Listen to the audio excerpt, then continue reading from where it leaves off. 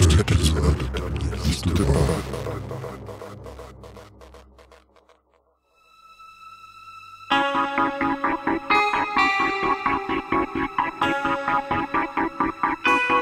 Tous parano. Quand on voit ce qu'on voit, Quand on entend ce qu'on entend, on a bien raison de penser ce qu'on pense. Ouais, moi je suis parano. Tous parano. Nous écoute. Bienvenue dans Tous Parano. Aujourd'hui, on vous parle de la plus existentielle des conspirations, la théorie de la simulation. Imaginez, le monde dans lequel vous vivez n'existe pas vraiment. Tout ce que vous voyez, les choses que vous touchez, l'odeur des fleurs ou la douleur que vous ressentez en vous cognant, n'est pas réel. Tout n'est qu'illusion. Votre esprit est dupé par une intelligence supérieure qui nous maintient dans l'ignorance, piégés dans un logiciel. Un mystérieux programmateur a savamment orchestré des lignes de code pour nous donner un semblant d'existence. Notre monde est fabriqué de toutes pièces, simulé dans un superordinateur à la technologie qui dépasse l'imagination. Cette machine, aux capacités infinies, peut modéliser notre univers et nous donner la sensation qu'il existe, pour de vrai. Et comme dans le célèbre film, nous vivons dans la matrice. Produit d'une technologie post-humaine, notre quotidien n'est finalement qu'une expérience en vase clos. Une sorte de jeu vidéo sadique dont nous sommes tous prisonniers. La théorie de la simulation, c'est l'occasion pour Tous Parano d'évoquer nos angoisses existentielles face à la technologie et aux insondables mystères de la création de l'univers.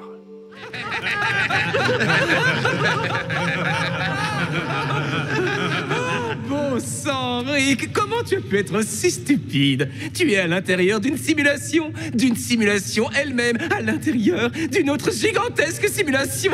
Petit salopard machiavélique! Kevin a énormément insisté pour superviser ce projet. T'avais dit que tu le dirais à personne, ce truc va me poursuivre, c'est ça? Ok, super les mecs, formidable, vous avez gagné. On peut rentrer chez nous maintenant? Ça, je sais pas. Est-ce que vous le pouvez? Attendez, une photo. Oh, la tête, il essaie de savoir s'il est encore dans une simulation. Tu crois, Rick? Tu crois? C'est faux. Ou peut-être que c'est vrai. Tous parano. La question de savoir si ce que nous vivons est réel est par nature une question philosophique. Et si elle excite les esprits fiévreux des complotistes, bien évidemment, comme toujours, cela ne date pas d'aujourd'hui. Oui, cette interrogation turlupine l'humanité depuis l'aube de notre histoire. Et c'est peut-être pour cela qu'on aurait même inventé les dieux. Ouh, je sens l'athée en toi qui parle là, mais tu as raison. Ce que nous voyons, ce que nous entendons, nos rêves nous ont amenés à nous demander si ce que nous vivons ne serait pas produit de toutes pièces par une entité supérieure. Alors nous n'allons pas faire l'histoire des religions et de la philosophie, mais nous pouvons donner quelques repères dans le temps et parler d'illustres écrits qui prouvent que cette question, voire cette angoisse, nous accompagne depuis des lustres. Oui, nous pouvons commencer par la philosophie orientale avec Chuang Tzu. Oui, penseur chinois du IVe siècle avant notre ère, tu veux parler de son rêve dans lequel il était papillon ? Un jour, il se réveille d'un songe pénétrant. Il se demande alors s'il est un homme ayant rêvé qu'il était un papillon ou s'il n'est pas plutôt ce papillon en train de rêver qu'il est Chuang Tzu. Ah bah, ça part fort. La réalité simulée, c'est aussi une idée que l'on retrouve chez Platon. L'allégorie de la caverne, Geoffroy, c'en est une déclinaison.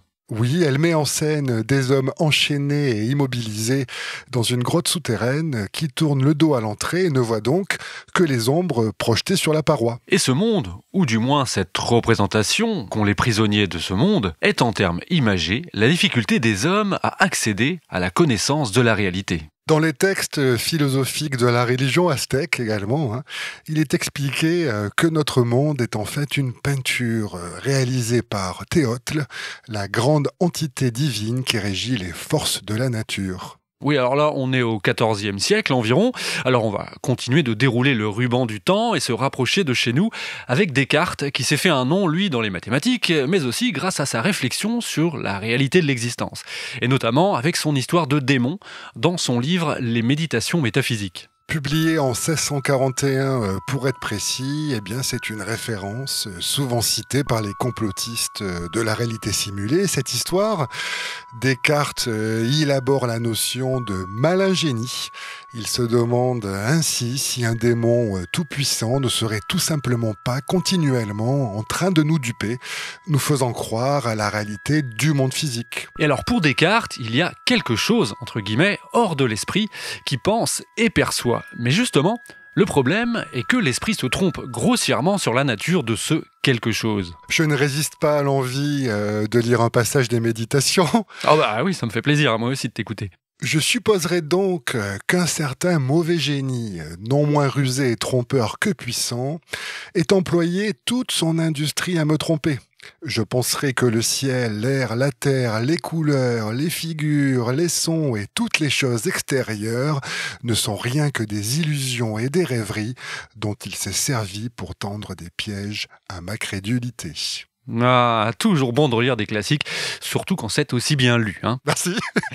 Alors, accélérons un peu et allons ensuite vers la fiction, et surtout la science-fiction, qui a fait son miel des incertitudes sur la réalité.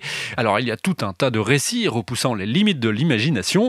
Citons, pour commencer, Isaac Asimov. Oui, avec son roman Joe Kester, sorti en 1956, Asimov y explore l'idée que des extraterrestres étudient l'humanité de la même manière, finalement, que les humains étudient eux des souris.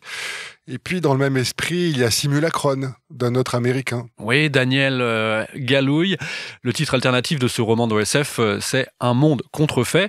Il y raconte l'histoire d'une ville virtuelle développée comme une simulation informatique à des fins d'études de marché, dans laquelle les habitants simulés possèdent une conscience. Tous les habitants, sauf un, ignorent la vraie nature de ce monde factice. Ce livre est sorti dans les années 60, tout comme le roman de Philippe Cadic, Nous pouvons nous en souvenir pour vous, ça c'est son nom, qui sera par la suite adapté au cinéma sous le titre Total Recall, bien sûr. Et d'ailleurs, Gaël, peut-être que nous devrions nous arrêter un instant sur Cadic, car lui, il va considérer la théorie de la simulation, on ne peut plus sérieusement.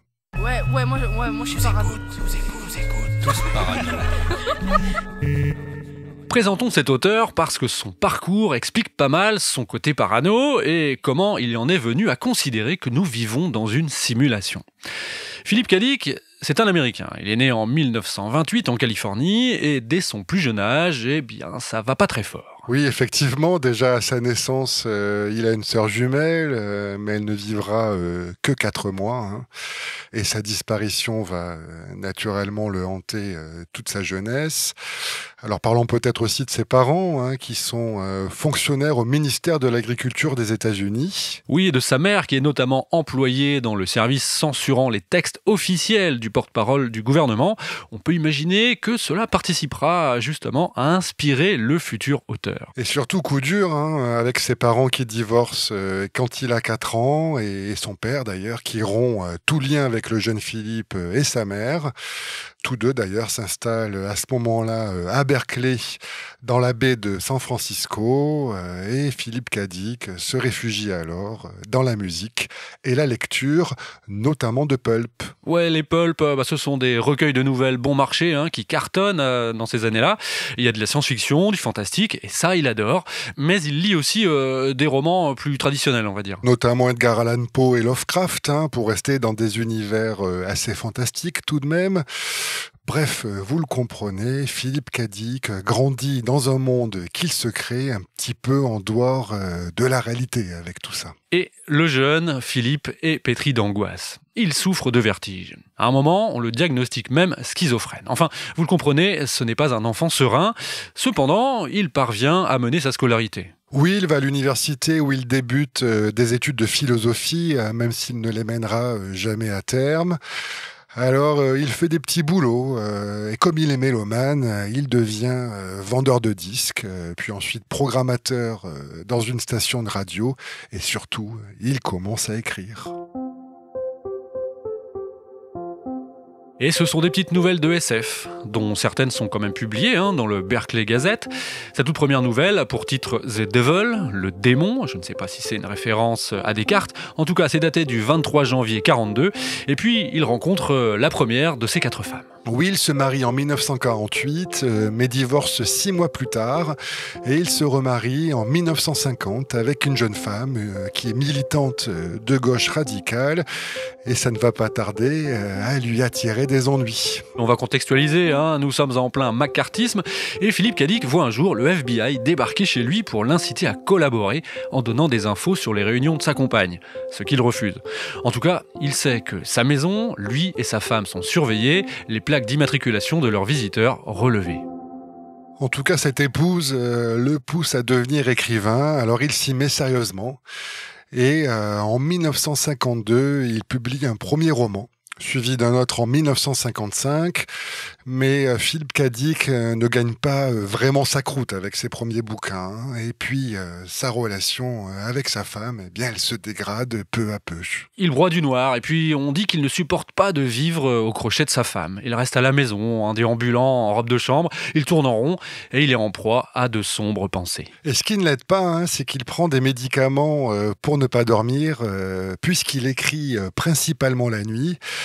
Et Philippe Cadic, plus ça va et plus il se sent traqué, épié, surveillé. Et pour réussir à soutenir un rythme de travail rapide, en plus des médocs, comme tu viens de le dire, il prend des amphétamines. On ne peut pas dire que ça lui réussisse. Il souffre régulièrement de dépression ravageuse. Bref, il devient là clairement paranoïaque. Et il pense qu'un complot est en cours contre lui. Son couple bat de l'aile également et il divorce une nouvelle fois pour se remarier avec une autre femme, mais il va alors reproduire le même schéma. Oui, déambulation nocturne, pilule, et il va peu à peu une nouvelle fois sombrer dans la parano, pensant même que sa femme aurait pour projet de l'assassiner. Je cite Cadic. C'est une psychotique meurtrière, elle me fait peur et par 2 fois, elle a tenté de me tuer. C'est un quotidien bien flippant. Alors évidemment, difficile de poursuivre une relation dans ce cas-là. Il se sépare donc d'elle et puis il se remarie parce qu'il est incorrigible là-dessus une nouvelle fois, rapidement en plus. Et puis surtout, ça c'est peut-être plus important encore, Philippe Cadic commence enfin à avoir du succès. Nous sommes dans les années 60 et il voit le bout du tunnel. Oui, durant cette période, il est prolifique. Il publie notamment en 66 Les androïdes rêvent-ils de moutons électriques, qui servira de base au film Blade Runner, et surtout Ubik, considéré comme son chef-d'œuvre, où il mêle avec talent, encore une fois, la réalité et la fiction. Mais bon, Philippe reproduit inlassablement les mêmes schémas, nouveau problème conjugal, il se sépare de sa femme, retombe dans la drogue, et sa maison, il faut bien le dire, elle est ouverte à tous les junkies de San Francisco. Alors il tente de se faire interner en hôpital psychiatrique. Mais bon, étonnamment, son état n'est pas assez caractérisé pour un diagnostic clair. Cependant, il veut s'en sortir. Et il parvient à ce moment-là à calmer un peu, tout est relatif pour Cadic, les drogues. Mais un cambriolage en 1971 va le replonger dans une grande paranoïa. Il n'y a pas de chance quand même. Alors toute sa maison est retournée, son coffre-fort est même plastiqué, ce qui sous-entend quand même que ce sont des gens qui s'y connaissent qui ont commis ce méfait. Et Cadic va accuser tour à tour le FBI puis le KGB de vouloir attenter à sa vie et il fuit à Vancouver. Là-bas, alors il va tenter de se faire des nouvelles conquêtes, vous l'avez compris, il n'aime pas rester seul, mais le Canada n'est pas la Californie, et un vieux barbu qui drague des jeunettes, ça choque un peu, parce que oui, il les préfère de plus en plus jeunes, les filles. Bref, il déprime et fait même une tentative de suicide. Il verse alors dans le mysticisme le plus complet et il est pris d'une nouvelle obsession. Prouver que notre monde est faux, qu'il existe une réalité supérieure qu'il semble lui seul connaître. Pour Philippe Cadic, la fiction se mêle alors au réel. Et voilà, c'est le moment épiphanie dans Tous Parano. En mars 1974, Philippe a des problèmes de dents. Il est alors anesthésié pour une extraction de dents de sagesse. Cette expérience va le bouleverser. Sous l'effet du Pentotal, le produit anesthésiant, il est persuadé d'avoir eu accès à la vérité. Et il comprend alors que notre monde est en fait une illusion, une simulation informatique. Et Philippe Cadic en a la preuve, car lors de son anesthésie, il a rencontré le programmeur de cette simulation. Étonnant, non ?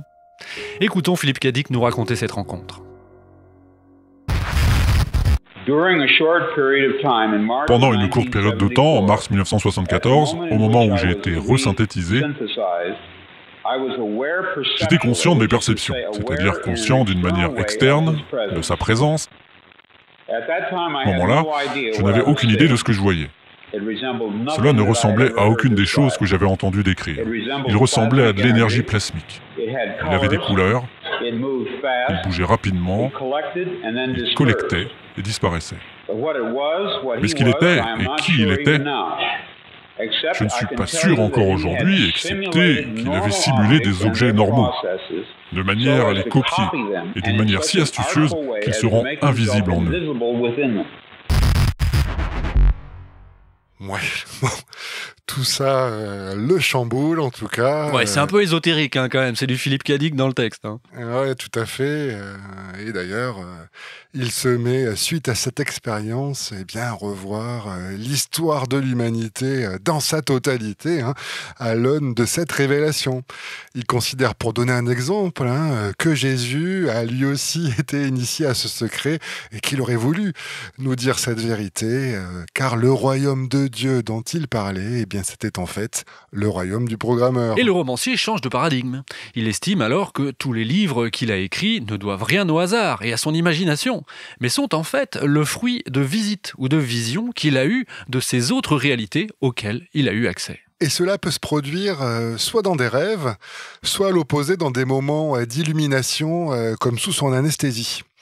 Et il se met alors à enquêter, il note toutes les coïncidences entre ses écrits et les bugs, hein, si l'on peut dire, du quotidien. Bon, peut-être que son penchant pour les drogues psychédéliques aide un peu. En tout cas, il dénombre une quantité astronomique d'événements troublants. Juste un exemple, il relate l'anecdote où une femme, comme dans son roman Le Seigneur du Château, vient frapper à sa porte pour lui annoncer, en toute simplicité, eh bien qu'il a raison, que la réalité est bel et bien une simulation. Il compte bien en faire part au public, du moins à ceux qu'il estime être capables de comprendre ce qu'il dit, car oui, ce n'est pas donné à tout le monde. Il faut quand même avoir assez d'ouverture d'esprit pour accepter cette idée. Et point d'orgue de cette croisade, c'est en 1977 que Philippe Cadic est invité d'honneur du 2e Festival international de science-fiction de Metz. Cadic y présente une conférence intitulée « Si vous trouvez ce monde mauvais, vous devriez en voir quelques autres ». Alors là, il y parle d'univers parallèles, affirmant que la réalité dans laquelle nous vivons a été reprogrammée. Et il y présente sa théorie devant une audience sidérée, ne sachant pas si l'auteur est en train de se payer leur tête ou non. Pourtant, hein, le romancier est bel et bien tout ce qu'il y a de plus sérieux. Écoutons justement un extrait de cette conférence de Philippe Cadic. Nous vivons dans une réalité programmée par ordinateur. Et le seul indice que nous avons de cela est quand une variable est changée et qu'une altération de notre réalité se produit. Cela pourrait expliquer la sensation que des gens ont d'avoir vécu des vies antérieures. Mais pas dans le passé, dans le présent. Peut-être dans un présent répété, et répété sans fin. Comme dans un cadran d'horloge dans lequel les grandes aiguilles balayent la circonférence pour toujours, avec nous tous, emportés sans le savoir, mais que nous suspectons vaguement. Une chose que je veux que vous sachiez, je suis conscient que les affirmations que je fais prétendent avoir été tirées de souvenirs d'un présent enfoui. Ces affirmations ne peuvent être prouvées, ni faites pour paraître rationnelles dans le sens habituel du mot. Il m'a fallu plus de 3 ans pour atteindre le point où je suis prêt à parler à n'importe qui de mon expérience. Au cours de cette période, Philippe Cadic se met à écrire son journal. Et de 1974 jusqu'à sa mort en 1982, il rédige sans relâche des milliers de pages à la main. Un recueil est d'ailleurs paru sous le nom de l'Exégèse. Tout n'y est pas, ce n'est qu'une sélection de ses feuillets. Enfin bon, ça fait quand même 8000 pages. En tout cas, ces révélations de l'auteur, désormais superstar de la science-fiction, vont avoir un effet retentissant. Une sorte d'effet waouh, à la fois chez ses fans, mais aussi bien au-delà. Tous parano. Tous parano. Tous parano.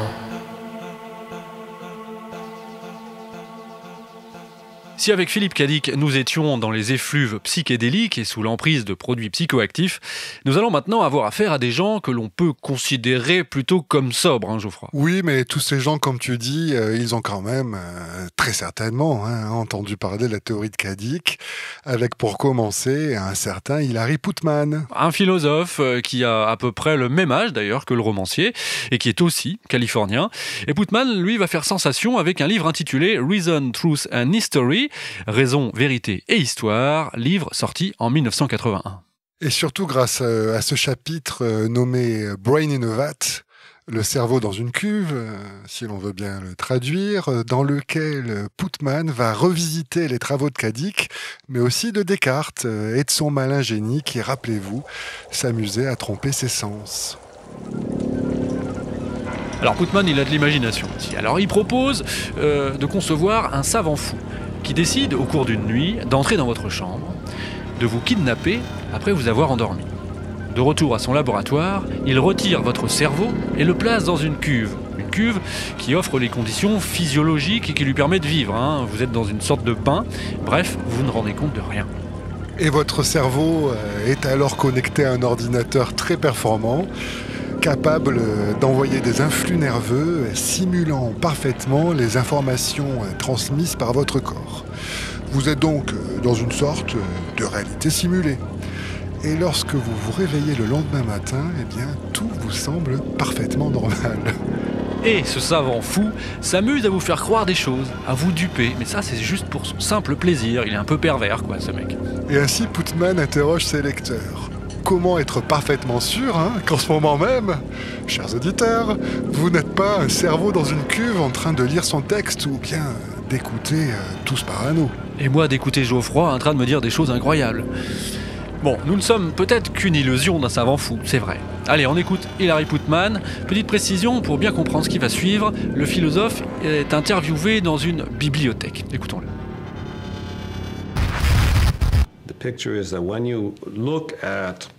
L'image est celle-ci. Quand vous regardez quelque chose, disons, quand vous regardez les livres derrière moi, vous avez des sensations qui semblent se dérouler dans un théâtre intérieur. Comme nous disons à l'intérieur de la tête ou de l'esprit. Si le livre que je vois est dans ma tête, est-il ou n'est-il pas comme le livre qui est là-bas? Et beaucoup de gens disent « Oh, c'est une question terrible. Une fois que vous posez cette question, vous êtes perdu. Vous ne devez même pas demander si le livre mental est comme le livre là-bas. Car le livre là-bas devient une chose en soi. Et soudainement, le monde entier devient comme s'il nous avait été enlevé, car il est problématique. Et vous avez cette grande question. Est-ce que nous savons vraiment qu'il y a un monde extérieur ? Alors attention, cette idée s'inscrit dans le cadre de travaux de recherche philosophique. Putman cherche à comprendre comment nous pouvons penser le réel, mais cela excite bien sûr l'imagination du public. Surtout que dans les années 80 et 90, l'informatique débute son ascension vertigineuse. C'est le début des consoles de jeux, des ordinateurs personnels, l'outil numérique devient notre quotidien. Et bien sûr, les fantasmes qui accompagnent ces bouleversements nourrissent la fiction. Et à la toute fin des années 90, 3 films vont sortir qui vont mettre en scène cette idée de monde simulé. On va prendre 1999, précisément. Une sacrée année pour le cinéma de science-fiction. Cette année-là, on dirait que tout le monde s'est donné le mot pour traiter le sujet et creuser l'idée que nous serions dans une réalité construite de toutes pièces. Alors il y a d'abord un film nommé Passé virtuel. Alors attention, je divulgage. Pour pas dire spoiler. Là. On comprend le mot, mais les anglicismes font toujours mal aux oreilles. Oui, alors c'est l'histoire d'un groupe de programmeurs qui crée une simulation. Tout le film est là. Ils pensent être les premiers à l'avoir fait avant de découvrir qu'ils sont eux-mêmes dans une réalité créée par une autre entité supérieure. Ah, tout ça va prendre son importance dans quelques minutes, vous allez voir. Mais bon, ce film est un peu passé inaperçu parce qu'il y a d'autres succès la même année qui ont tout écrasé. D'abord, Existence de David Cronenberg, où on se perd entre réalité et jeux vidéo futuristes. On ne sait plus si ce que l'on voit est une illusion ou alors le monde concret. Film excellent, mais bon, il a été un peu éclipsé par un séisme mondial. En 1999, personne ne peut lutter contre le phénomène des frères Wachowski. qui d'ailleurs sont maintenant devenus des cerfs. Ce film, bien sûr, c'est Matrix. Tous parano. La pilule bleue, la pilule rouge, tout ça, évidemment, vous connaissez. Nous sommes manipulés par des robots et des supercalculateurs. L'expression « c'est la matrice » est d'ailleurs quasiment entrée dans le langage populaire à cette occasion. Oui, tout le monde connaît Neo, qui est l'élu, celui qui libère les humains du joug des machines. Et puis, bien sûr, Morpheus, qui lui ouvre les yeux. Alors, rien de tout ça n'est réel ? Qu'est-ce que le réel ? Quelle est ta définition du réel ? Si tu veux parler de ce que tu peux toucher, de ce que tu peux goûter, de ce que tu peux voir et sentir, alors le réel n'est seulement qu'un signal électrique interprété par ton cerveau. Ça, c'est le monde que tu connais. Le monde tel qu'il était à la fin du XXe siècle. Il n'est plus aujourd'hui qu'une parcelle de la simulation neuro-interactive que nous appelons la matrice. Tu viens d'un monde imaginaire, Néo. Bienvenue dans le désert du réel. Bon, c'est vrai qu'on a tous eu le cerveau en ébullition lorsqu'on a vu ce film, du moins le premier volet, on va dire. Et en sortant du cinéma, c'était marrant, la réalité avait comme une saveur particulière, presque irréelle, artificielle. Oui, c'est pas ce que tu avais fumé juste après qui te faisait dire ça, j'imagine. Ouais, ou juste avant, je sais plus. Et le moins que l'on puisse dire, en tout cas, c'est que tout le monde n'a pas su résister à l'onde de choc provoquée par ce film. Changement total de paradigme même. Certains ont perdu pied, justement, avec la réalité. Et les Wachowski ont réussi à persuader pas mal de monde qu'il est possible, voire probable, que des machines conspirent pour nous duper et nous exploiter. Si on croit dur comme fer que ce film nous a montré la vérité, que nous vivons dans la matrice, eh bien nos actes n'ont plus la même importance. Leurs conséquences sont insignifiantes. Certains spectateurs, matrixés par le film, vont même aller jusqu'à commettre l'irréparable. C'est ainsi qu'en 2002, Tonda Lynn Hansley de Hamilton, dans l'Ohio, tire dans la tête de la propriétaire de son appartement. Autre exemple avec un certain Vadim Misijes, qui découpe, sa logeuse en morceaux. Un autre Américain nommé Lee Malvo apporte son aide au tireur d'élite qui a fait 30 victimes en visant des passants à Washington. Et depuis sa cellule, il crie « Libérez-vous de la matrice !»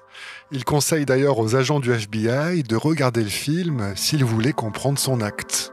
Et c'est pas fini. En 2003, Joshua Cook abat, lui, ses 2 parents de sang-froid avec un pistolet après avoir regardé le film Matrix des centaines de fois.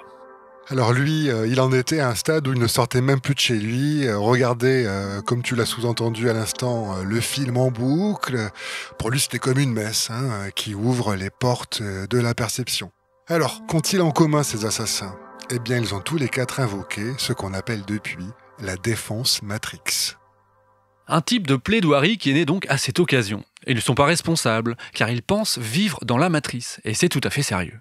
Oui, c'est un peu comme plaider la folie. Il déclare que notre univers est généré par ordinateur et que le monde réel est différent de la réalité communément perçue. Alors les accusés utilisant cette défense Matrix affirment qu'ils ont commis leur crime parce qu'ils croient qu'ils sont dans un monde simulé, la matrice, plutôt que dans le monde réel. Et leurs avocats peuvent ainsi soutenir qu'il n'y a pas d'intention de causer la mort des victimes, parce que pour eux, il n'y a pas de victimes réelles. Et peut-être le plus surprenant, c'est que ces 4 personnes ont été déclarées irresponsables de leurs actes, car dupées par la matrice, dans une certaine mesure. Alors rassurez-vous, ils restent bien privés de liberté, mais ils ont été envoyés en hôpital psychiatrique.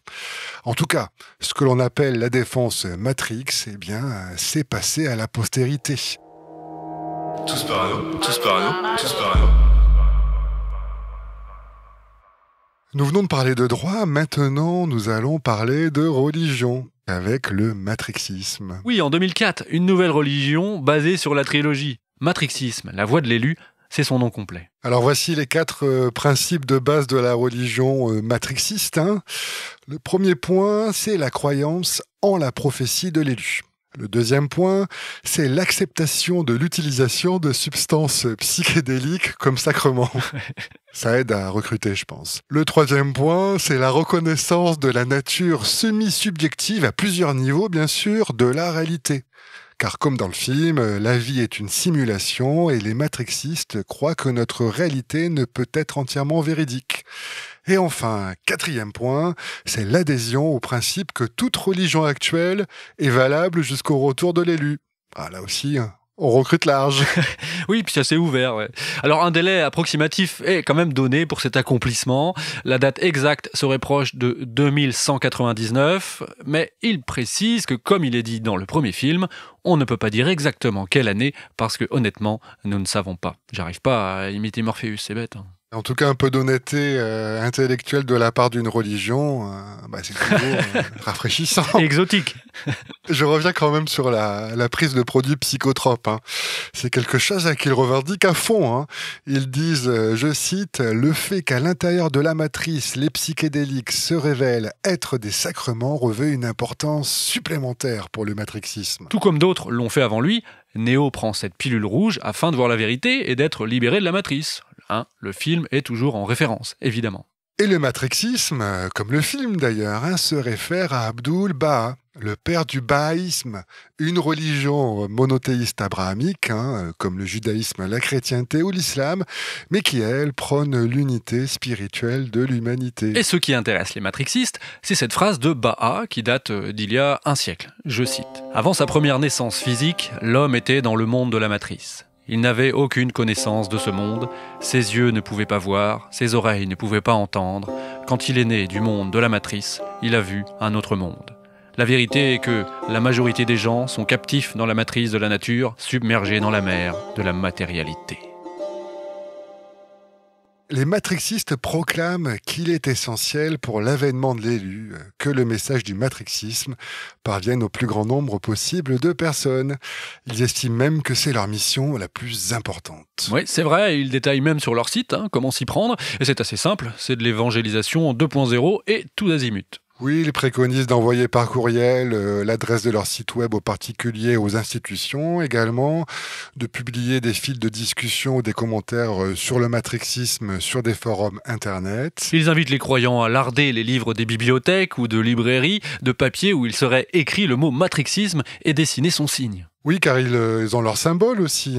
Bon, les juifs ont bien l'étoile, les chrétiens la croix, les musulmans le croissant, et bien les matrixistes, eux, ils ont un idéogramme. Le symbole officiel de la religion est le caractère japonais pour rouge, une référence à Neo, choisissant la pilule rouge, là encore, pour commencer son aventure. Ce symbole, là, eux, ils l'ont piqué au jeu Enter the Matrix, qui est sorti en 2003. Et c'est en appliquant ces préceptes qu'à la naissance du matrixisme, certains adeptes ont collé partout sur les murs ce symbole, et ça dans le monde entier. D'ailleurs, sur leur site, ils donnent de précieux conseils techniques, tels quels, je cite, « Ce n'est peut-être pas une méthode traditionnelle de graffiti, mais les autocollants sont sans doute le moyen le plus rapide de faire passer le message du matrixisme sur le bois, la pierre, le béton, le verre et l'acier de notre société. » Faudrait d'ailleurs peut-être qu'on fasse pareil pour faire connaître Tous Parano au plus grand nombre, tu ne crois pas ? Ah ouais, je sais pas si c'est un exemple à suivre, parce que tu sais, il semble que le matrixisme n'a pas fait long feu. J'ai cherché dans les rues, pas de symbole placardé sur les murs, je suis allé bien sûr sur les forums ou autres, mais il n'y a plus rien de posté sur ce thème depuis 2006. Quoi, tu veux dire que ça n'aurait duré qu'un peu plus de 2 ans ? C'est un peu court pour une religion. Ouais, alors que nous on en est à la 3e saison quand même. Alors, le matrixisme s'est-il dissous ? À moins que ça soit ses membres qui se soient tout simplement fait réinitialiser. Peut-être. Enfin, rassure-toi, la théorie de la simulation, elle est aussi prise très au sérieux chez les scientifiques. Et c'est ce que nous allons voir maintenant. Tous parano. Je crois que je suis parano. Tous parano. Les arguments avancés par les déclarations fracassantes de Philippe K. Dick dans les années 70 ou par le philosophe Hilary Putman dans les années 80, concrétisés visuellement et popularisés dans le film Matrix à la fin des années 90, ont créé un réel engouement pour la théorie de la simulation. Et l'idée d'un superordinateur qui nous plonge dans un monde factice va faire l'objet au début des années 2000 de publications scientifiques très sérieuses. Pour exemple, Seth Lloyd, un ingénieur en mécanique quantique au MIT, qui s'empare de la question. Lloyd se dit « Ok, imaginons qu'un superordinateur nous fasse vivre dans une simulation. Il tente de calculer les ressources nécessaires à la création et surtout au fonctionnement d'une simulation de la taille de l'univers. » Et il quantifie ainsi le nombre d'opérations informatiques réalisées par notre univers, si on peut dire, depuis ce qui est considéré comme la naissance de notre monde, le Big Bang, il y a 13,8 milliards d'années. Et ces conclusions sont sans appel. La puissance de calcul nécessaire est astronomique, sans jeu de mots, beaucoup trop gourmande en énergie, beaucoup plus que ce qui serait disponible comme énergie dans l'univers. Je le cite, « L'ordinateur devrait être plus grand que l'univers et le temps passerait plus lentement dans cette simulation que dans la réalité. » Du coup, il se pose même la question, pourquoi prendre la peine de construire une telle machine ? Nous sommes en 2001. Penser un ordinateur d'une telle puissance est aussi vorace en énergie et donc inconcevable pour le scientifique. Et la théorie de la simulation semble balayée d'un revers de main. Mais évidemment, cela ne s'arrête pas là, car les progrès de l'informatique sont alors exponentiels. Et ce qui paraissait impossible il y a encore quelques temps en termes de puissance de calcul, pourrait être envisageable dans le futur, en tout cas si on se réfère à la loi de Moore. Ah oui, Moore, ce physicien américain qui a estimé, ça c'était dans les années 60, que la capacité de calcul des processeurs double tous les 2 ans à peu près. Et puis en fait ça s'est vérifié, donc la puissance qu'auront les ordinateurs du futur seront énormes et ça nous permet donc de tout imaginer. Et en particulier que quelqu'un ou quelque chose d'ailleurs soit en capacité de se jouer de nos perceptions, de conspirer même, pour nous faire croire que nous vivons un réel qui n'est en fait qu'une simulation. Et c'est alors qu'un philosophe suédois va redonner un coup dans la fourmilière pour établir les piliers de la théorie de la simulation. Tu veux parler de Nick Bostrom, c'est ça ? Bon, présentons-le. Né sous le nom de Niklas Bostrom en 1973 à Helsingborg, c'est en Suède, c'est un solitaire. Dès son plus jeune âge, il déteste l'école et puis n'en pouvant plus, il va rester chez lui et termine son lycée en faisant classe à la maison. Il est solitaire, mais aussi curieux d'apprendre et il s'intéresse à une grande variété de domaines universitaires, notamment l'anthropologie, l'art, la littérature, mais aussi les sciences. Diplômé de l'université de Göteborg en 1994, il obtient ensuite une maîtrise en philosophie et en physique à l'université de Stockholm, où il étudie la relation entre le langage et la réalité. Il part à Londres et, disposant d'un certain talent d'orateur et même d'humoriste, il fait un peu de stand-up dans les cafés-théâtres à ce moment-là. Tout faire. Mais c'est un garçon sérieux qui ne délaisse pas ses études. Et il accroche une maîtrise en neurosciences informatiques du King's College de Londres en 1996 et en 2000, un nouveau diplôme, un doctorat en philosophie de la London School of Economics. De prestigieuses institutions, mais ce n'est pas terminé, car il part après en Amérique et il occupe un poste d'enseignant à l'université Yale, tout simplement de 2000 en 2002, et puis il retourne en Angleterre pour travailler à l'université Oxford. Quel CV quand même. Ouais, j'aurais bien aimé voir son spectacle de stand-up, ça doit être cocasse. Petite parenthèse, Bostrom adore les machines et pense qu'elles sont notre avenir. C'est un transhumaniste convaincu. Il est favorable à l'amélioration humaine, entre guillemets, ou, dit-il, l'auto-amélioration et la perfectibilité humaine par l'application éthique de la science.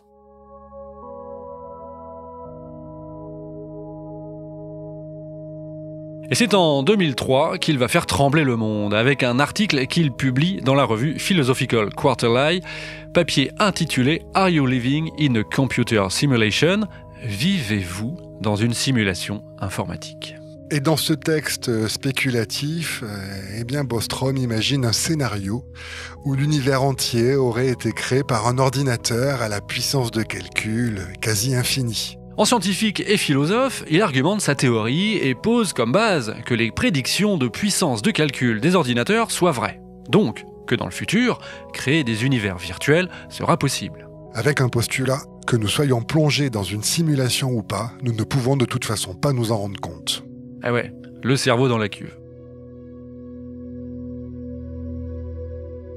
Et il commence sa théorie en discutant de la façon dont une société post-humaine avancée pourrait développer un esprit humain artificiel. Dans ce scénario, les post-humains sont des types de super-êtres qui ont réussi à étendre leurs capacités cognitives et physiques au-delà des limites que nous, aujourd'hui, considérons comme normales. Les humains augmentés. Pour lui, si nous acceptons l'idée qu'un jour les hommes atteindront un stade post-humain capable de créer des simulations, ce seraient donc probablement des simulations qui répliquent des environnements connus et donc tirées de leur passé, de ce qu'ont vécu leurs ancêtres en gros. Alors Bostrom prend 3 hypothèses et il considère qu'il y a forcément une de celles-ci qui est correcte. La première hypothèse affirme que l'humanité ne parviendra jamais à atteindre le stade post-humain. L'humanité pourrait disparaître complètement, ou alors une catastrophe pourrait se produire à une échelle massive qui empêche donc les progrès technologiques. Et par conséquent, les simulations d'ancêtres n'existeraient jamais. Si cette hypothèse est fausse, en vient une deuxième. Aucune civilisation ne produira cette réalité simulée, soit parce qu'elle doit réserver sa puissance de calcul à d'autres tâches, soit par considération éthique. Par exemple, les post-humains pourraient avoir tout simplement pitié de ceux qui sont prisonniers de ce monde factice. Et alors, si cette hypothèse est fausse, voici celle qui nous intéresse. C'est le 3e scénario. Ici, les humains atteignent le stade post-humain et choisissent de créer de puissantes simulations d'ancêtres. Et Bostrom soutient que si cette 3e proposition est correcte, eh bien une ou des civilisations ont ou auront la capacité d'élaborer des mondes simulés et surtout qu'elles ne se contenteront pas de créer une simulation unique. Ouais, c'est un peu comme les mondes dans les jeux vidéo. Dès qu'on a su en créer un seul, on s'est mis à en imaginer plein d'autres, suivant les goûts et les envies des programmeurs en gros. Oui, c'est ça. Et pour Bostrom, si cette hypothèse est donc juste, alors, ce seront des millions de simulations qui seront produites. Le chercheur suédois conclut ainsi, je cite, « que nous vivons donc presque certainement dans une simulation ». Mais pourquoi dit-il presque certainement ? D'abord, il prend des gants, c'est normal, mais ensuite, c'est de la probabilité. Le monde réel habité par cette société avancée, il l'appelle la réalité de base. Si un monde de réalité de base est assez puissant pour en créer 1 million simulés, comme on vient de le dire, alors il est beaucoup plus probable que nous vivions dans l'un de ces millions de mondes simulés, plutôt que dans le monde réel original.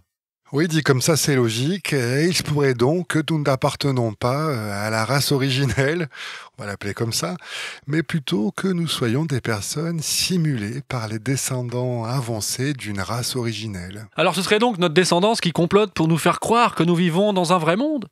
Pour Bostrom, si on pense que dans le futur nous fabriquerons des ordinateurs capables de créer des mondes simulés, alors nous devons admettre que nous vivons déjà dans une réalité simulée par une machine. Maintenant vient la question du pourquoi. Bah oui, pourquoi cette civilisation post-humaine aurait envie de créer des mondes simulés ? Alors, sur cette question, Bostrom botte un peu en touche, car sa théorie ne prétend pas avoir de réponse concernant les motivations de ces mystérieux programmeurs. Mais il y réfléchit forcément, émettant quand même quelques hypothèses. Écoutons Nick Bostrom. Vous pouvez en effet imaginer de nombreuses motivations possibles. L'une serait juste le divertissement, et vous pouvez en imaginer d'autres, comme des sortes de recherches historiques. Il serait peut-être intéressant d'explorer une version alternative de l'histoire. Vous pourriez imaginer un projet artistique. Je pense que nous en savons peu sur la psychologie et les motivations de cette hypothétique civilisation post-humaine, et pourquoi elle ferait des simulations. On nage en plein dans la philo science-fiction. Ouais. Petite question quand même cocasse, Geoffroy. Si tu pouvais refaire l'histoire, qu'est-ce que tu aimerais bien vérifier, toi, comme histoire alternative ? Voir comment ça se passe ? Voilà, je m'attendais pas à cette question. Un monde où Hitler n'a pas existé, un monde... Non, qu'on gagne la bataille de Waterloo. Ah, ça c'est original, ça. Ou combattre les Allemands en 82. Chacun son monde.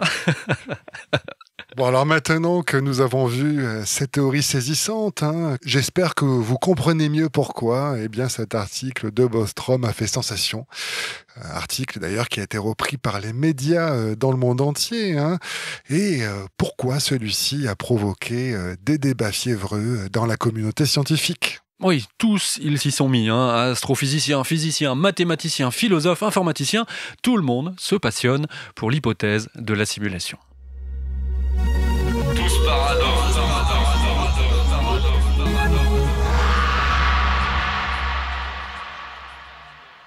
10 ans après l'article de Bostrom qui a fait date et la sortie de la trilogie Matrix, Rick Terrill, scientifique à la NASA, considère les arguments de la simulation lui aussi maintenant avec sérieux. Il estime en effet que selon la loi de Moore, rappelez-vous, qui évalue que tous les 2 ans la puissance de calcul des ordinateurs double, les superordinateurs de la NASA pourraient d'ici une décennie compacter toute l'expérience d'une vie humaine de 80 ans, en incluant même la moindre pensée émise au cours de cette vie en seulement 1 mois. Waouh, c'est vaste et c'est complexe. Alors prenons un exemple peut-être plus domestique et qui parlera aux gamers qui nous écoutent, il y en a peut-être.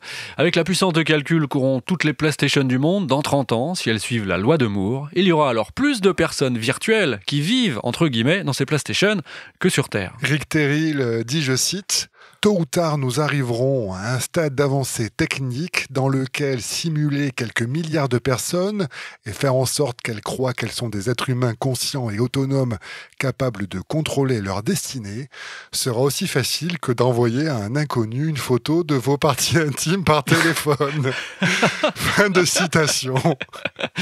Ah, ça, c'est spécial dédicace au MeToo qui nous écoute. Je sais pas, il est pris à pied, Rick Terrill, qu'est-ce qui se passe? Ça montre que celui-ci a tendance effectivement à être un peu sexiste, peut-être, je ne sais pas. Oui, alors ça, c'était la préhistoire du monde virtuel. Et pour ce qui est de la conscience, Terrill a aussi une réponse, non? Alors oui, je le citais encore. À moins de croire qu'il y a quelque chose de magique dans la conscience, et je ne le pense pas, je crois que c'est le produit d'une forme très sophistiquée d'architecture à l'intérieur du cerveau humain, alors vous devez conclure que dans une certaine mesure, cette conscience peut être simulée par ordinateur ou en d'autres mots, qu'elle peut être répliquée. Comme quoi ça y est, les scientifiques deviennent conspirationnistes en complexe, quoi. Oui, alors c'est étonnant et ça ne l'est pas à la fois, mais c'est vrai qu'il se passe quelque chose avec la communauté scientifique sur ce sujet, ça c'est clair. Ouais, mais est-ce que ces scientifiques sont justement pas les plus à même de le comprendre ou de l'envisager? Leur boulot, c'est bien souvent de modéliser des choses, des environnements, des univers, et puis plus l'informatique avance, plus ils parviennent à simuler des milieux de plus en plus complexes et précis. Comme ils parviennent à créer des univers, il leur semble de plus en plus vraisemblable que créer un monde régi par des lois mathématiques comme le nôtre est possible. C'est ce qu'ils font à petite échelle dans leur labo. Oui, et que du coup, la réalité simulée, elle devient scientifiquement envisageable. Les conspirateurs se rendent compte, finalement, qu'ils sont les sujets d'une conspiration. C'est comme dans le film 13th Floor. Les physiciens constatent que la réalité qui a ses règles, ses lois physiques, chimiques ou mathématiques, est finalement programmable et donc pas si différente du code informatique. Combien de mondes simulés y a-t-il comme celui-ci? Des milliers. Mais il n'y a que le vôtre qui ait créé une simulation à l'intérieur de la simulation. Au MIT, dont on vous a déjà parlé, sans doute la meilleure université du monde pour la recherche scientifique, il y a même un département qui tente de vérifier l'hypothèse de la simulation. Ça montre en tout cas que cette théorie est prise très au sérieux dans le monde académique. Ouais, au MIT, ils cherchent à évaluer la puissance nécessaire qu'il faudra pour concevoir un univers dans un superordinateur. Et des personnages illustres tels que Neil deGrasse Tyson, plutôt habitué à débunker, comme on dit, des théories du complot, se retrouvent à parler de cette théorie de la simulation et, curieusement, à laisser entendre qu'ils y croient. Neil deGrasse Tyson a même avoué que cela lui avait totalement retourné le cerveau et qu'il voyait le monde différemment depuis cette révélation. Petit extrait d'une émission aux États-Unis chez la star du petit écran Larry King, Neil deGrasse Tyson fait son coming out complotiste. It's hard to argue against the possibility that all of us are not just the creation of some Il est difficile de contester la possibilité que nous ne soyons pas tous la création d'un enfant dans le sous-sol de ses parents qui nous programme pour son propre divertissement. Et chaque fois que quelque chose de bizarre se produit dans le monde, je me demande si ce programmeur ne s'ennuie pas. Pour moi, c'est la meilleure preuve que nous vivons dans une simulation. Vous êtes vraiment trop parano. Vous êtes vraiment parano.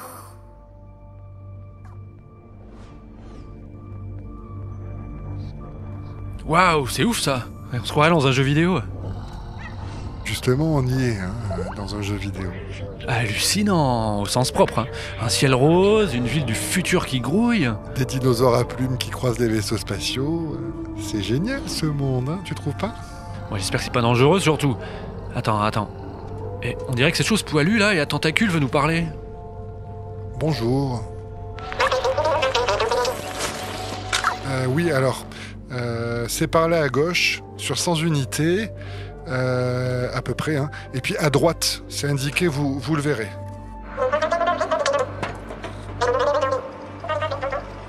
Mais de rien, bon cycle à vous. Attends, t'as compris ce qu'il dit là? Bah oui, pas toi. Non, comment je pourrais comprendre ce charabia d'extraterrestre monstrueux? C'est simple, t'as pas fait ta mise à jour? Ah non. N'oublie pas de la faire. Bon, on bouge, parce qu'il me reste plus beaucoup de crédit, là, et j'ai encore plein de choses à faire. Un bowling, trouver un trésor de pirate, tuer 50 zombies pour terminer ma mission. Le temps presse. Mais tu m'impressionnes là, Geoffroy, je savais pas gamer. Mais je suis pas gamer, j'aime pas rester assis derrière un écran. C'est que là, tu vois, on vit des choses là. C'est différent. Ouais, d'accord, mais flippant. Tu penses à ton moi véritable, parfois ? T'es trop terre à terre, hein, franchement. Ah, mais c'est dégueu, mais pourquoi tu têtes cette limace fluo, là ? Bah, c'est pour gagner des points d'expérience, mais il faut tout expliquer, hein. Oh non, mais désolé. C'est trop pour moi. Je retourne dans le monde réel. Réel ? Bah, pas sûr qu'il soit réel, mais celui où tu me sembles le plus normal, en tout cas. Bon, à tout de suite.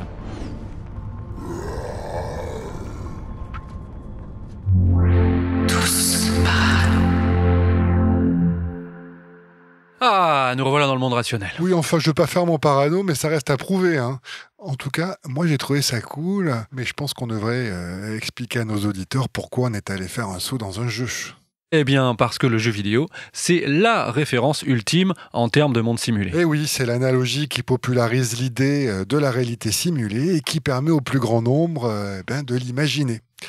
Et c'est toujours d'ailleurs cette même référence au jeu vidéo qui permet à quelqu'un comme Elon Musk de propager cette théorie. Et d'en devenir l'un des fers de lance même aujourd'hui. Alors faut-il présenter ce milliardaire technophile ? Peut-être bien pour notre plaisir. Alors allons-y. Elon Musk est né en 71 à Pretoria, c'est en Afrique du Sud.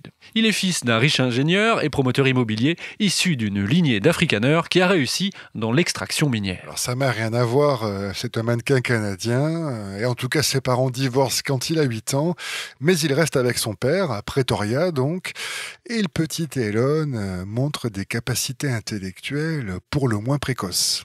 C'est ce qu'on dit.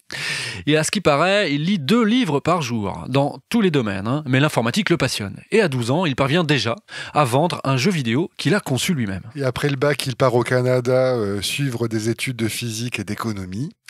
Il se débrouille pour éviter de faire son service militaire par contre, et ça déplaît fortement à son père. Eh oui, papa lui coupe les vivres.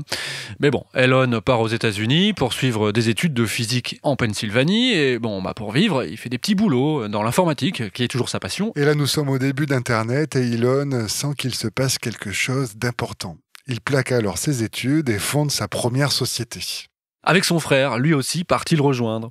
Nous sommes en 1995, Elon Musk cofonde donc la compagnie Zip2, une start-up qui permet aux entreprises d'avoir une visibilité sur le web. Et les 2 frères revendent la société 4 ans plus tard pour un peu plus de 300 millions de dollars. Ils en détenaient 12%, les voilà donc millionnaires à 25 ans. Et en 99, Elon fonde X.com, une banque en ligne qui va ensuite devenir PayPal, le fameux service de paiement en ligne, qu'il revend en 2001, 2 ans plus tard, pour 1,5 milliard de dollars à eBay, et 181 millions vont directement dans la poche d'Elon. Et l'année d'après, en 2002, c'est l'année de tous les possibles, puisque Musk va fonder SpaceX, qui va produire des fusées pour la NASA, et puis quelques mois plus tard, Tesla, qu'il lance, et là commence la success story qu'on connaît et qui mènera Elon Musk sur le toit du monde. Le milliardaire est fasciné par la technologie, il est d'ailleurs membre de la Future of Life Institute, l'Institut pour le futur de la vie, tout comme notre fameux Suédois Nick Bostrom. Et comme lui, on peut dire, c'est plutôt un transhumaniste convaincu. Musk investit dans l'intelligence artificielle très tôt d'ailleurs, avec OpenAI, dans la connexion en machine avec Neuralink, on vous en a déjà parlé, et il conseille les grands de ce monde sur l'avenir de l'intelligence artificielle. Et notamment, il a conseillé Trump. Bon, des anecdotes sur lui, il y en a plein. On va peut-être pas non plus raconter toute sa vie, d'ailleurs. Mais on a quand même envie de s'arrêter sur un épisode moins connu du grand public qui en dit long sur la psychologie de Musk. Ah oui, tu fais référence à la crise politique en Bolivie, ça c'était en 2019, qui a éjecté du pouvoir le président autochtone Evo Morales, au moment où, comme par hasard, il voulait préserver les forêts primaires de son pays. Comme par hasard. Mais t'es un petit peu complotiste, là. Mais bon, où je te suis, c'est que, c'est vrai, c'est factuel, juste après l'éviction de Morales, le nouveau gouvernement s'est empressé de faire immédiatement savoir à Musk qu'il était désormais le bienvenu.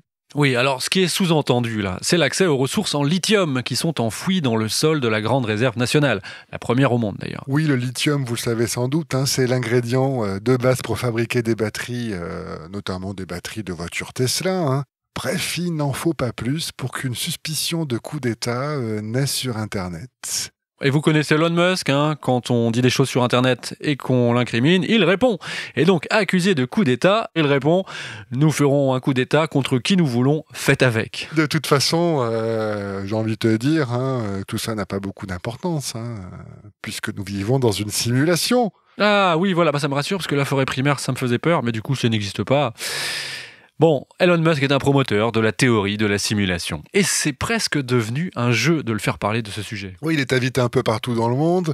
On peut le voir dans plein de vidéos sur le web, évidemment, prenant la parole sur le sujet. Mais il y en a une qui est peut-être plus amusante que les autres, enfin si l'on peut dire, et qui montre bien que c'est un adepte convaincu de cette théorie, puisqu'elle a été tournée en Arabie Saoudite. Nous sommes là dans un pays où la question de Dieu ne se pose pas, et devant un grand parterre de notables, voilà Elon Musk qui est questionné sur ce qu'est la vie, vaste question existentielle ou même théologique. Eh bien, devant une assemblée, quoi ? Il exprime sa vision de ce qu'est la vie par le jeu vidéo. Et tout en faisant un parallèle avec les progrès récents de la réalité virtuelle et de la réalité augmentée, il se permet une petite extrapolation. Et pour lui, c'est clair, les jeux vidéo que l'on va produire dans un futur finalement très proche seront si sophistiqués, avec des mondes simulés de plus en plus vastes et complexes, dans lesquels des millions de joueurs évolueront simultanément, qu'il nous sera bientôt impossible de faire la différence entre le jeu et la réalité. Et du coup, Musk se demande tout à fait sérieusement comment nous pouvons être sûrs à ce point que nous ne sommes pas dans un jeu. Il conclut ainsi son intervention en disant quelque chose de complètement dingue. Il estime, compte tenu des progrès technologiques auxquels on peut s'attendre dans les prochaines décennies, à seulement une chance sur 1 milliard la possibilité que nous ne soyons pas nous-mêmes dans une simulation. 1 sur 1 milliard, mais non. Mais alors, l'argument de la puissance de calcul nécessaire pour créer le monde, créer les atomes, les particules et les univers observables ? Eh bien, restons dans l'esprit des jeux vidéo pour comprendre. Les décors, les personnages rencontrés dans un jeu se modélisent au besoin. Tant que tu n'entres pas dans la maison, l'intérieur n'a pas besoin d'être généré. C'est le même principe. Ah oui, sur la route, le ruban de décor, il se synthétise au fur et à mesure que j'avance dans ma voiture, c'est ça. Pas bête, pour économiser justement l'énergie et le calcul. Il suffit de fabriquer que les décors dont on a besoin. Ouais, t'as compris. Mais justement, ce que tu viens de me dire me fait penser à un documentaire saisissant sur le sujet. Je te propose d'aller voir ça tout de suite. Avec plaisir, mais c'est le vrai Geoffroy ou le simulé qui me parle ? Je te propose d'aller voir ça tout de suite. Je te propose d'aller voir ça tout de suite. Je te propose d'aller voir ça tout de suite. Je te propose d'aller voir ça tout de suite. Je te propose d'aller voir ça tout de suite. Tous par là.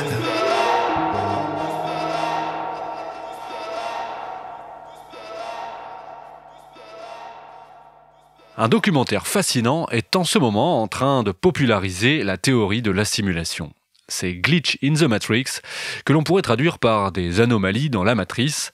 C'est un film de Rodney Ascher, sorti en 2021. Et Rodney Ascher, c'est un réalisateur dont nous vous avions déjà parlé dans Tous Parano, en l'occurrence, dans notre épisode consacré au programme Apollo. Ouais, on avait mentionné son documentaire nommé Room 237, dans lequel il décortiquait le film Shining de Kubrick. Et il montrait que le célèbre réalisateur avait truffé son film d'indices qui montrait que la mission lunaire était une vaste supercherie. Et revoilà Rodney Ascher avec un documentaire sur la théorie de la simulation. Et alors ici, il part des hypothèses de Philippe Cadic, qui, souvenez-vous, prétend avoir vu de ses yeux le programmeur de notre monde et qui notait les anomalies dans la matrice. Et bien là, Rodney Ascher, il a rencontré des gens qui actuellement font la même chose. Des coïncidences que nous acceptons comme des caprices du hasard, mais pas eux. Pour ces conspirationnistes de la simulation, si on peut dire, ces étranges manifestations prouvent que le système auquel nous avons été branchés peut avoir des défaillances et commettre des erreurs. Imaginons que le superordinateur qui crée notre monde ne soit pas parfait et puisse avoir des bugs. Alors, si on remarque ces bugs, on peut donc déceler que notre univers n'est qu'une illusion. Ouais, ça c'est l'idée.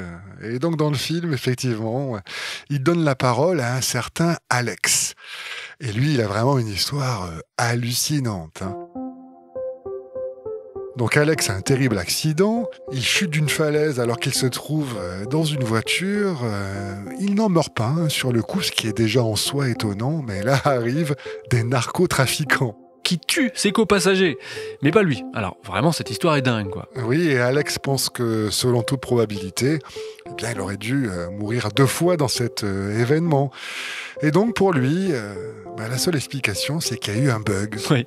Alors aussi cocasse, on a le témoignage de l'AEO, qui cherche quotidiennement des anomalies, et met au défi plutôt le programme de créer des choses. Oui, il marche dans la rue, il pense par exemple à un poisson orange, et mesure le temps qu'il met avant de voir un poisson orange sur son chemin, quoi. Que cela soit sur une pancarte, dans une vitrine ou sur un t-shirt. Et en général, il dit que ça met 10 minutes maximum. Alors, on vous conseille de faire l'expérience. Moi, d'ailleurs, hier, je l'ai fait. Alors, ça a marché ? Écoute, je raconte peut-être un peu ce qui s'est passé. Ah bah ouais, on est suspendu à tes lèvres, là. Oui, alors je sors de chez moi et pour aller marcher de manière aléatoire dans la rue. Et là, je mets au défi le programmeur de me montrer un ours bleu. Alors, j'ai un magasin de jouets à côté de chez moi. Je fais exprès de ne pas passer devant. Tu te challenges, quoi. Oui, je passe par des petites rues. Et tout d'un coup, face à moi, je vois arriver un mec avec un blouson satiné. Tu vois, un peu style bomber. À l'effigie d'une équipe de basket qui s'appelle les Memphis Grizzlies. À ton avis, c'est quoi le logo de cette équipe ? J'ai l'impression de chuter dans la matrice d'un coup, là. Et donc, c'était bien un ours bleu. Alors, j'avais chronométré le temps qu'il fallait pour apercevoir cet ours bleu dans la rue. J'appuie sur mon chronomètre pour arrêter l'expérience. 11 minutes 06. Eh ben, mesdames et messieurs, vous voyez que dans Tous Parano, on met les théories à l'épreuve. Est-ce que tu sais combien 11 minutes 06 ça fait de secondes ? Non. 666. 666. Vertige. Eh oui, alors je pense que c'était un clin d'œil du programmeur, enfin, et qui doit sûrement savoir que aujourd'hui, nous enregistrons un épisode de Tous Parano. Il nous écoute ou hier, ou dans 10 ans, ou je ne sais pas, je ne sais plus. Moi non plus, je ne sais plus rien, si ce n'est que cet épisode n'existe pas. Tout comme le film dont il faut peut-être continuer de parler. Oui, et puis revenons à notre expérimentateur. Donc il lui a mis 10 minutes, toi t'es à 11,06, c'est pas mal du tout quand même. C'est un demi-succès. Donc lui, il dit avoir carrément piraté la réalité, en créant son propre calendrier, ça c'est une idée cocasse aussi, en découpant le temps en semaines de 12 jours au lieu de 7. Et donc, par ce truchement, il a voulu savoir si quelque chose apparaissait comme des cycles, par exemple. Écoutez l'extrait où il parle de son expérience. J'ai suivi cela pendant environ 1 an. Bref, j'ai commencé à remarquer que les choses surgissent avec une certaine régularité. Vous savez, tous les 3 jours, par exemple, il se passait quelque chose lié à ma carrière. Ou tous les 5 jours, je remarquais une synchronicité intéressante liée à ma famille, et ainsi de suite. À un certain moment, ce qui devient difficile à définir, c'est est-ce que cette régularité est quelque chose que je remarque ou quelque chose que je provoque ? Que montre ce film, en tout cas, c'est qu'il y a un vrai phénomène qui est en train de naître sous nos yeux. Et c'est pas très compliqué pour le savoir, allez sur internet, pas mal de sites web, de comptes TikTok ou Instagram sont un peu dans la même veine que ces gens interviewés dans le film Glitch in the Matrix. C'est vraiment amusant, par exemple 2 personnes dans le métro qui sont habillées mais rigoureusement pareil, même coiffure, on a aussi 2 voitures identiques, même modèle et même plaque d'immatriculation sur un parking, ou un couple assis sur un banc qui est filmé par une caméra de surveillance et hop, qui disparaît subitement. Oui, moi j'ai vu aussi un avion figé dans le ciel comme par magie.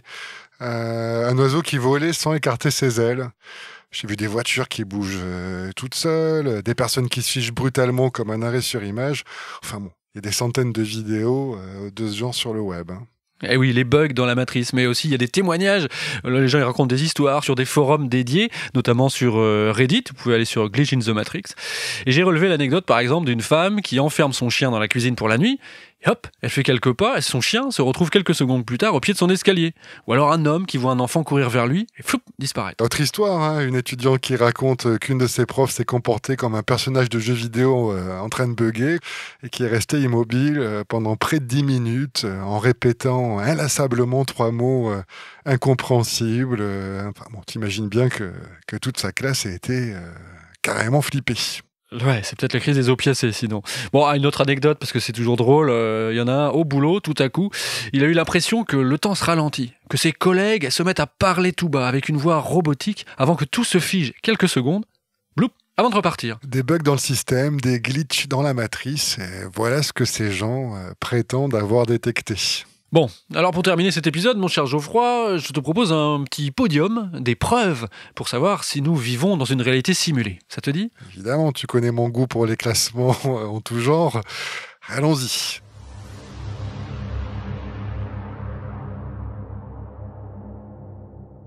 Alors, ce qui serait une première preuve de la simulation, c'est l'effet Mandela. Ça, c'est un concept que l'on doit à une chercheuse américaine spécialisée dans le paranormal qui s'appelle Fiona Broome et qui a recueilli environ 500 témoignages de personnes prétendant se souvenir de la couverture télévisée de la mort de Nelson Mandela dans les années 80, alors que celui-ci est mort en 2013. Et alors, l'effet Mandela est devenu un terme en psychologie qui qualifie une fausse croyance ou faux souvenir partagé par un certain nombre de personnes à travers le monde. Mais pour ce qui nous intéresse, c'est surtout la preuve que celui qui programme notre simulation change le passé. Ou bien c'est la preuve que des univers parallèles coexistent et que certains individus sont passés d'un univers dans lequel Mandela est mort dans les années 80 pour venir ensuite dans le nôtre où il a vécu jusqu'à l'âge de 80 ans. Ça marche avec France-Allemagne en 82 ? Ça ferait plaisir à mon père.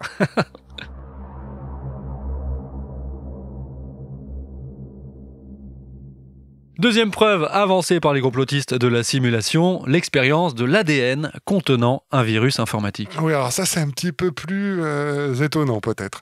Nous sommes en 2007 et un groupe de chercheurs de l'Université de Washington prouve qu'il est possible d'intégrer du code informatique malveillant dans des brins physiques d'ADN.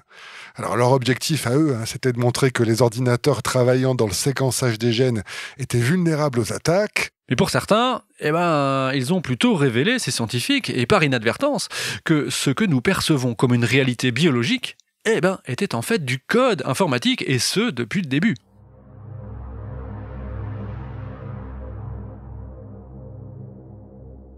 Troisième preuve, les bugs dans la simulation. Mais ça, on en a parlé.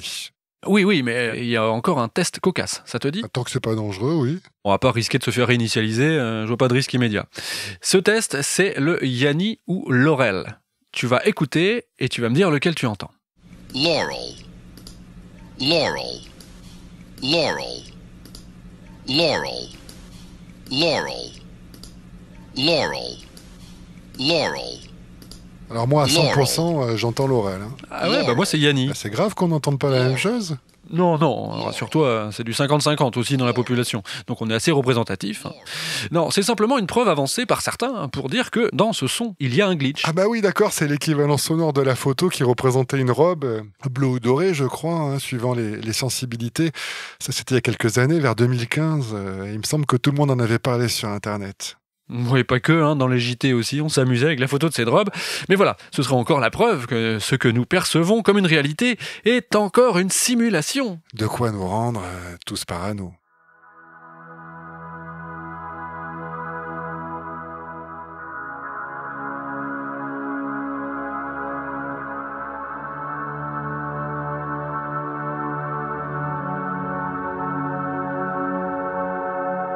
Nous l'avons vu, la question de pourquoi et comment notre monde a vu le jour et existe sous nos yeux émerveillés agite notre monde depuis toujours. Mais ce qui est nouveau avec la théorie de la réalité simulée, c'est que cela devient, grâce à nos avancées technologiques, quelque chose d'envisageable. Ainsi, c'est une réelle culture alternative qui, insidieusement, est en train de faire sa place dans les médias, dans la pensée, bref, dans l'humanité. Il se dit que 3 phénomènes doivent se produire pour que toute théorie à l'origine farfelue puisse se propager. Premièrement, on ne doit pas se sentir menacé par cette nouvelle idée. C'est le cas ici, vivre dans un monde simulé est a priori inoffensif. Ensuite, il faut que cette idée ait une légitimation par les experts. Et, nous l'avons vu, cette théorie est débattue avec passion et pas du tout rejetée par la communauté scientifique. Troisième point, on doit constater une multiplication de références culturelles sur le sujet.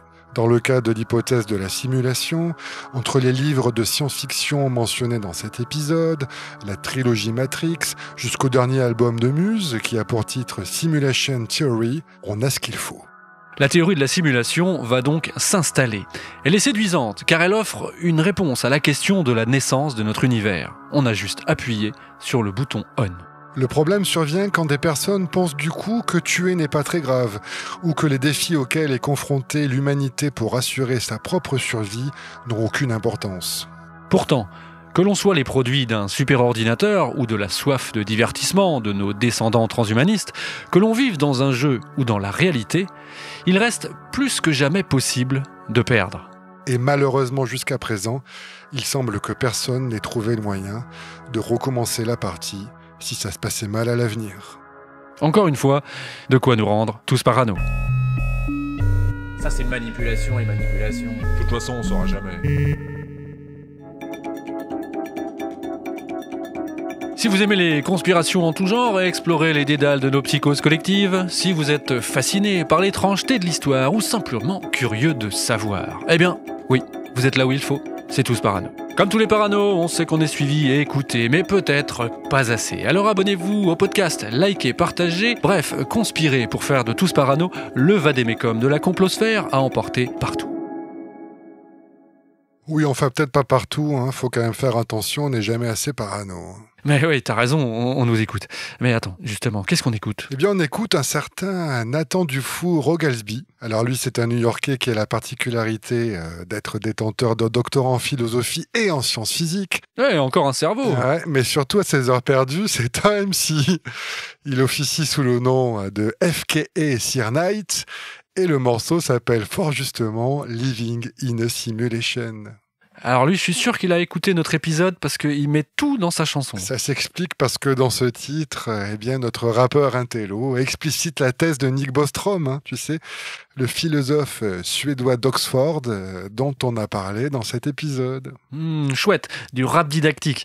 Allez, Nathan Dufour. You ever look around and contemplate the terrifying mystery of it all? No, it's cool, it's on me. Just like the fact that it exists, you know? You smoke? No. But what if, like, there's more, you know? I mean, I'm not trying to sound crazy, but like, what if this isn't real?